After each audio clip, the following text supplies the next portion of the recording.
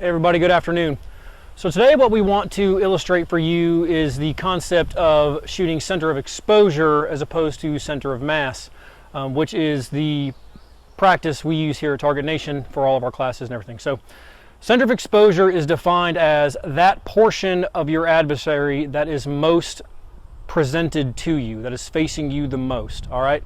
So the conventional center of mass is what's been pounded into your head for decades. If you have a target at an angle, this may not always work for you. All right, so I'm going to demonstrate on this IPSC target here. I'm going to fire 2 rounds in the A zone. I'm going to be squared up to it. Then I'm going to move to the next target, the KTBM, whom we call Fred, squared up to him, and fire 2 rounds center of mass on Fred. We're going to then go down range. We're going to evaluate those shots, come back, and I'll shoot center of exposure, and you'll see the difference. And that'll be the best explanation visually as to why you really need to focus on this center of exposure shooting. It's a concept that you got to master. So real quick, let's get started.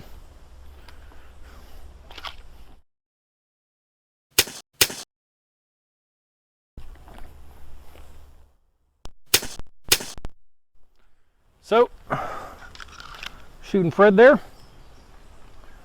Let's go down range, take a look. You got double alphas there on the IPSC target. And here you've got what looks like 2 solid center of mass hits on Fred. But let's look a little bit further. We're going to trace these shots with these shooting sticks here. This is the first round.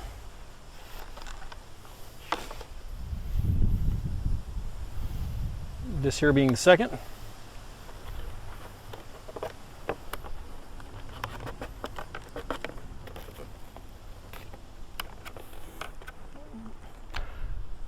As you can see, none of the vitals were hit.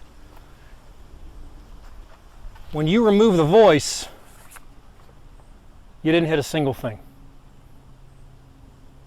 So let's take this concept, let's shoot center of exposure, and you're going to see the difference.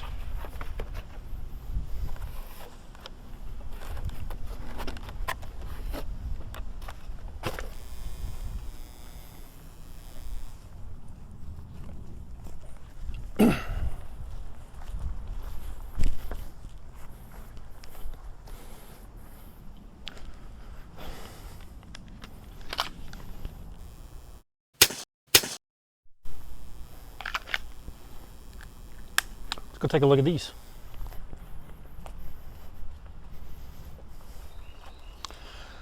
So we'll do the sticks again, just to illustrate a trajectory for you.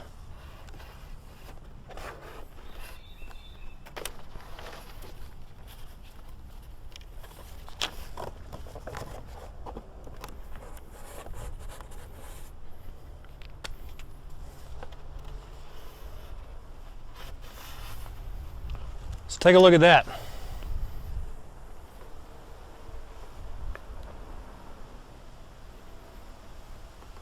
And now we're going to remove the voice.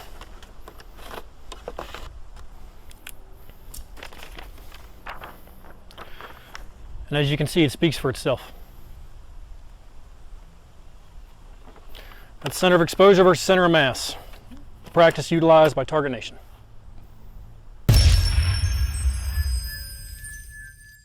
All right, everybody, so in continuation from the prior video we just shot, we had some spectators who made some comments, had some questions as to why we didn't shoot the center of exposure, or even try to shoot center of exposure on the flat target. So reason for that is it has no depth, it has no volume, so your guess is as good as mine where that center of exposure might be. So I'm going to take a wild guess looking at where I shot on Fred here. I'm going to duplicate that over here on the flat target, and we'll go from there. And we'll evaluate the shots and kind of give you an explanation from a training perspective.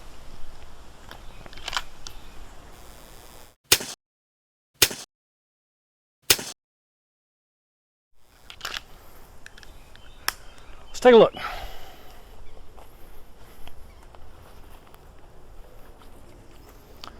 So the issue with shooting a flat humanoid target